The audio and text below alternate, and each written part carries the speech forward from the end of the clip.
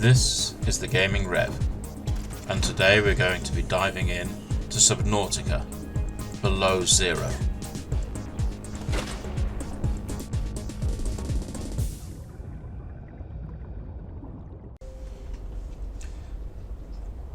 So today I'm going to give a review of my thoughts of Subnautica Below Zero, having played the game, having managed to finish it. For those of you who haven't watched the videos, haven't looked into the game particularly much, or this is your first time trying to find out about it, Subnautica is a survival, exploration, base building type game. You're on a planet where your sister was located as a scientist, trying to find out what happened to her. The planet is, or the part of the planet you're on is ice cold, so you're surviving in underwater bases, travelling around trying to find different bits and pieces to piece together the puzzle and to get off the planet. My first impressions of the game: the graphics are quite good. My computer isn't exactly high end. It's only, I think, 970 GT graphics card. It's not massively impressive, but it certainly does the job. There's no real stutter. The graphics seem good quality and are clear. In terms of gameplay, the start of the game is quite challenging if you're playing it in survival mode. That is to say, you have food, water, oxygen, health, and the temperature. Getting enough food to keep going in the first stages can be quite difficult. You can't necessarily store it well. If you cook it, obviously, cook food and so on, it will eventually deteriorate over time. If you catch fresh fish and chuck them in a storage locker, they will deteriorate over time. So until you have the technology to build fridges and so on, then you're a bit out of luck. In later game, as you can see just then, I had a grow plant where you can grow food and so on. A lot of the graphics are interactive, so you can, for instance, the toilet opens and flushes, the sink, the water runs, and of course the shower, the water runs as well. So from that point of view, somebody's put a lot of thought into the little details that actually make things work. On the downside, quite a lot of things are quite cumbersome to do. Positioning items can be difficult, and there do tend to be areas where the graphics overlap and you get trapped. So for instance here, I walked between the chair and the bed where there's clear space, but walking back I couldn't walk through it, so I had to jump over it. The game is quite an open world game. You can go anywhere you want within reason. You need to research certain technologies, certain equipment to be able to get to greater depths, to be able to travel more, explore more. And that tends to mean that you don't face threats that are too large for you to deal with. However, my big issue with the game is its mapping system. There isn't one. You have beacons that you can build and you can take to different locations. Those beacons will obviously help you find where you want to head if you're going long distances. But, as I say, you can see two of the beacons sort of out that way now.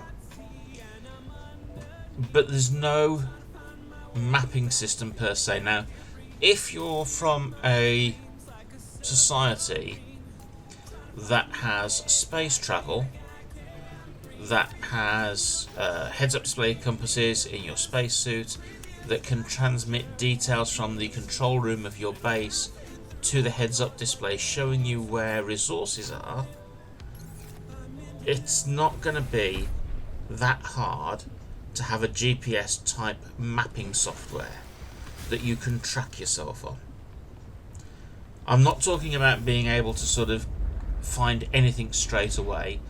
I'm talking about a fog of war covered map where as you explore you can find different bits and pieces. That, to me, doesn't seem that hard. But instead, you're left with a compass that, of course, anybody that's done orienteering knows, unless you've got a map to relate it to, a compass is no bloody use whatsoever. A compass just tells you where north is. So unless you know where you're starting from and where you're heading to, the compass is useless. And so is a lot of the mapping. So you rely on beacons a lot, and of course that overwhelms the map after a while. You turn most of them off because otherwise you can't see where the heck you're going. And I mean, the graphics in the game are good. I'm not saying they're amazing, but you do want to be able to look at the things as you travel around. You don't want to have a load of little flashy lights all over the screen saying this is over here, that's over there. So from that point of view, yeah, I'm not a big fan of how the system deals with mapping and the world around you. Underwater, I think the game is absolutely brilliant. On land, I'm not overly keen on it.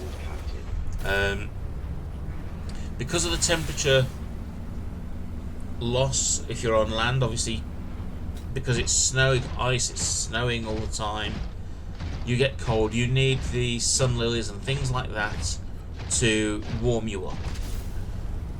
That's not a major problem. One of the ways you can get around the cold is to use either the prawn suit or the snow fox spike.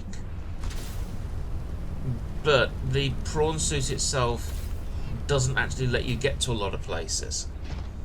Sun lilies such as here are too high to jump over, too low to go under, and that can be a real problem when you're trying to explore, because you do only have a limited amount of time until you get the cold weather suit. You only have a limited amount of time exploring before you freeze to death. I understand it's to make the game challenging, but there's a difference between being challenging and not being fun anymore. Towards the end of the game, when you've got the snowsuit, you have the technology for diving to untold depths, and you can grow your own food, the game isn't a challenge anymore. The only challenge is finding the things you need to get off the planet. Having said that, I do really enjoy the game. I played quite a few hours on it, not just to make the videos, but actually because I enjoyed the game. Now that I've finished the videos, I probably will go back. I will do a playthrough for enjoyment rather than stopping every 10 minutes to make a video, edit it and put it on YouTube. But I think because obviously there's no support for it anymore, the modding community hopefully will come out with some way of doing a bit of an interactive map or heads-up display. Obviously there are ways to get around some of this. As I say, beacons are the biggest one.